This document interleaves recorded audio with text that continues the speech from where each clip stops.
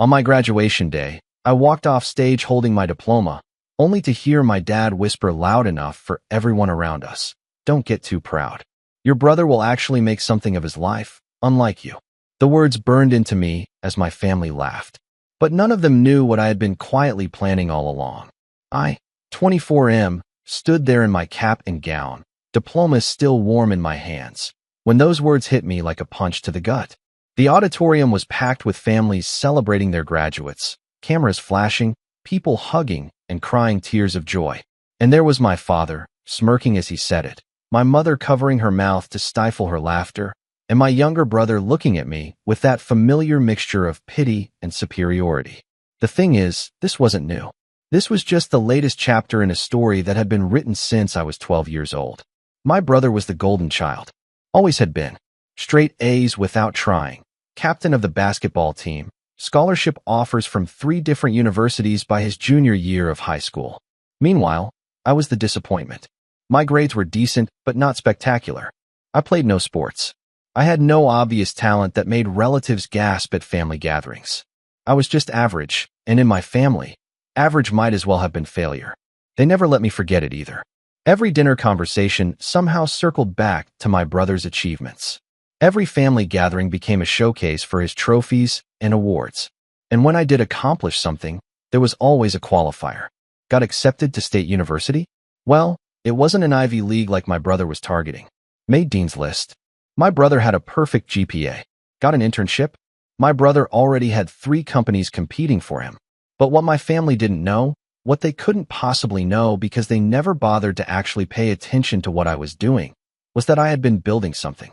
Something significant. Something that would change everything. It started in my sophomore year of college.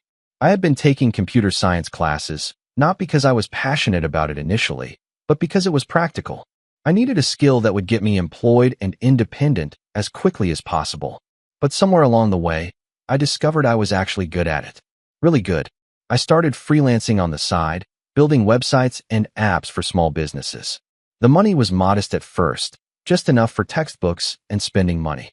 But I reinvested everything, learned more, took on bigger projects. By my junior year, I had saved up enough to start my own software company with 2 friends from my program.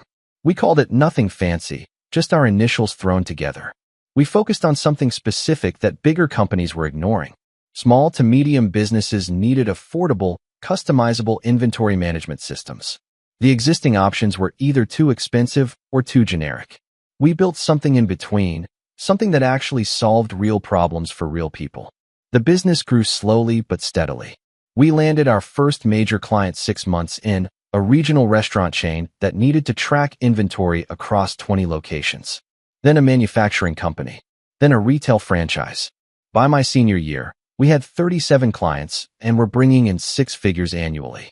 My share was enough to pay off my student loans entirely and then some. But I told no one in my family. Not a single word. They never asked what I was doing anyway. Every phone call home was the same script. My father would ask if I was keeping my grades up. My mother would remind me that my brother had just accomplished something new, and my brother would get on the phone to offer me condescending advice about networking or internships. I would say yes, thank you, I know, and hang up feeling hollow. I could have told them. I could have explained that I was running a successful business. But something stopped me every time. Maybe it was pride. Maybe it was the bone-deep knowledge that even if I told them, it wouldn't matter. They would find a way to diminish it, to compare it unfavorably to whatever my brother was doing, to make me feel small. So I stayed quiet and kept building. The graduation ceremony had been scheduled for weeks. I had invited my parents and brother out of obligation more than genuine desire for their presence. They confirmed they would come, though my father made sure to mention they would need to leave quickly afterward because my brother had an important meeting with recruiters that same evening. Walking across that stage to receive my diploma felt surreal. For years of work, of late nights coding and early mornings in client meetings, of building something from nothing while everyone around me assumed I was just scraping by. The dean shook my hand. I smiled for the photographer, and I walked back to my seat feeling numb. After the ceremony ended, I made my way through the crowd to where my family was waiting. My mother hugged me briefly, told me congratulations, and immediately started talking about my brother's upcoming graduation next year. My brother shook my hand with that patronizing smile of his, told me he was proud I made it through, as if graduating college was some Herculean feat only he could truly appreciate. And then my father delivered his line. He clapped me on the shoulder, leaned in close enough that the families around us could hear, and told me not to get too proud because my brother would actually make something of his life, unlike me. He said it with a laugh, like it was a joke, but his eyes were serious. My mother giggled. My brother smirked. People nearby shifted uncomfortably, some pretending they hadn't heard, others looking at me with sympathy that made my skin crawl. I didn't react. I just nodded, told them thank you for coming, and said I needed to go meet up with some friends. My father looked almost disappointed that I hadn't argued or defended myself. He was used to me being the punching bag, the one who absorbed every insult with quiet resignation. What he didn't know was that his words had just made my decision for me. I had been debating for months whether to go through with the final phase of my plan. Part of me had hoped that maybe, just maybe, they would surprise me at graduation. That they would be genuinely proud without comparison or qualification. That they would see me as something other than the disappointing older brother. But they hadn't. And now I was done hoping. 3 days after graduation, I had a meeting scheduled with a venture capital firm that had been courting us for months. They wanted to invest heavily in our company, help us scale nationally, turn us into a major player in the industry. My partners and I had been cautious, wanting to maintain control and not grow too fast. But the offer was substantial. 7 figures for a minority stake. Enough to expand our team, our infrastructure, our reach. We took the meeting. We accepted the deal. Within a week, the contracts were signed and the money was in our accounts. 2 weeks after graduation, we were featured in a major tech industry publication. The article talked about young entrepreneurs disrupting the inventory management space, about how our company had grown from a college dorm room project into a legitimate business with real revenue and real clients. My name was prominently featured, along with my partners. There were photos of us in our small office, quotes about our vision for the future, projections for growth. The article went semi-viral in business circles. We got calls from other investors, from potential clients, from recruiters trying to poach our talent. Our LinkedIn profiles exploded with connection requests. And most importantly for my purposes, several people sent the article to my parents. I didn't call them. I waited. Let them sit with it. Let them read about my success in print rather than hearing it from me. Let them realize on their own how thoroughly they had underestimated me. The call came 4 days after the article published. It was my mother, her voice tight and strange. She said they had seen the article, that people had been calling them asking why they never mentioned their son was running a successful company. She asked why I hadn't told them, her tone hovering somewhere between hurt and accusatory. I told her simply that I didn't think they would be interested. She sputtered, insisted that of course they would have been interested, that they were my parents. I didn't argue. I just let the statement hang there in the silence. She handed the phone to my father. His voice was different than I had ever heard it, uncertain and almost pleading. He said he wanted to talk about the business, that he had some advice about managing money and growth, that maybe he could help. I told him I had it handled. He persisted, said we should get dinner, that the family should celebrate this properly. I asked him if this was the same family that laughed at me at my graduation. He went quiet. Then he tried a different approach. He said he had always known I would figure things out eventually, that he had been hard on me to motivate me, that everything he said was meant to push me to succeed. It was a rewriting of history so blatant that I almost laughed. I told him I appreciated the call, but I was busy. He asked when we could talk again. I said I would let him know and hung up. My brother called next. His approach was different, more calculating. He congratulated me, said he was impressed, that he had always believed in me.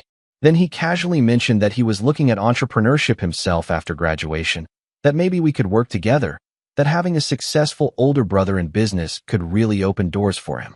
I told him I was sure he would do great on his own, given that he was the one who would actually make something of his life.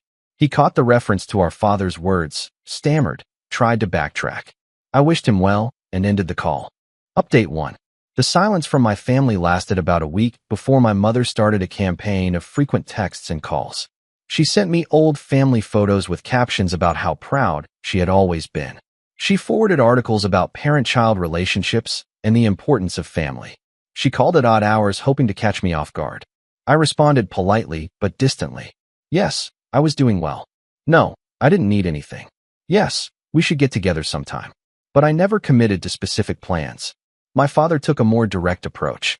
He showed up at my office unannounced 2 months after graduation. The receptionist called back confused, asking if I was expecting a visitor who claimed to be my father. I told her to send him back. He walked into my office looking around like he was appraising real estate, taking in the glass walls, the modern furniture, the team of 8 employees working at their stations. He seemed genuinely shocked that this was real, that I had built something tangible. He sat down across from my desk and launched into what I think he believed was an apology.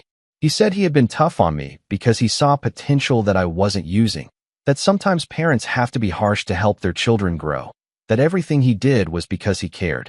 I let him finish. Then I asked him a simple question. I asked him if he could name a single thing I had accomplished before this business that he had acknowledged without comparison to my brother. He opened his mouth, closed it, tried again. He mentioned my graduation. I reminded him what he had said at my graduation. He said that was just a joke, that I was too sensitive. I told him that jokes were meant to be funny, and there had been nothing funny about 24 years of being treated like a disappointment. He got defensive then, said I was being unfair, that they had supported me through college, that they had come to my graduation, that family was supposed to forgive and move forward. I told him he was right about family being important, which was why it hurt so much that mine had never actually treated me like I mattered. He left angry. I didn't care. Something had broken in me at that graduation ceremony. Or maybe it had been broken for years, and I had just finally noticed. Either way, I was done seeking their approval. Update 2. 6 months after graduation, we closed a major deal with a national retail chain. It was our biggest client by far, worth more than all our other contracts combined. The company issued a press release. We were interviewed on a business podcast. My partners and I were invited to speak at a tech conference. My family's attempts at reconciliation intensified. My mother sent a long email about regret and second chances. My father left voicemails about wanting to be involved in my life. My brother, now in his senior year, started posting on social media about how proud he was of his entrepreneur brother, despite having barely spoken to me in months. But the most telling moment came at Thanksgiving. I had been dreading the holiday, knowing my extended family would be there, and the inevitable awkwardness of explaining why things were strained with my parents. I considered skipping it entirely, but my grandmother had specifically asked me to come, and she was one of the few family members who had always treated both my brother and me equally. I showed up prepared for tension. What I got was performance. My parents greeted me like I was a war hero returning home. My father kept putting his arm around me, telling relatives about my company, acting like he had been my biggest supporter all along. My mother showed people the tech magazine article on her phone, beaming with pride. My brother, clearly uncomfortable with the shift in family dynamics, kept trying to steer conversations back to his own impending graduation and job prospects. But for the first time in my life, the attention wasn't automatically his. People wanted to hear about my business, about how I had built it, about what came next. I watched my parents perform for hours, and I felt nothing. No satisfaction, no vindication, just a vast emptiness where love and connection should have been. They didn't actually care about me or my achievements. They cared about how it reflected on them, about being able to tell their friends that both their sons were successful. I left early, claiming work obligations. My grandmother walked me to the door. She was a sharp woman in her 80s who missed nothing. She told me she had noticed the distance, that she understood it, that she was proud of me for both my business success and for having the spine to set boundaries. She said family was important, but so was self-respect, and that I shouldn't let anyone make me feel guilty for protecting myself. I hugged her hard. She was the only one who got it. Update 3. A year after graduation, my company had grown to 43 employees and annual revenue in the 8-figure range. We had opened a second office in another state. Industry publications called us one of the fastest-growing startups in our sector. And I had personally become financially comfortable in ways I never imagined during those years of feeling inadequate. My relationship with my parents remained cordial but distant. We texted on birthdays and holidays. We saw each other occasionally at extended family events. But the closeness they seemed to want, the relationship where I would forget everything and welcome them back into my life as if nothing had happened, never materialized. My brother graduated and struggled to find his footing. His grades were excellent, but the job market was tougher than expected. The companies that had courted him in school made lowball offers or rescinded them entirely. He ended up taking a position at a mid-tier firm, decent but not the glorious launch to success everyone had anticipated. I felt no schadenfreude about his struggles. I had never hated my brother. I resented how he had been used as a weapon against me, how every accomplishment of his was turned into evidence of my inadequacy. But that wasn't his fault. Not really.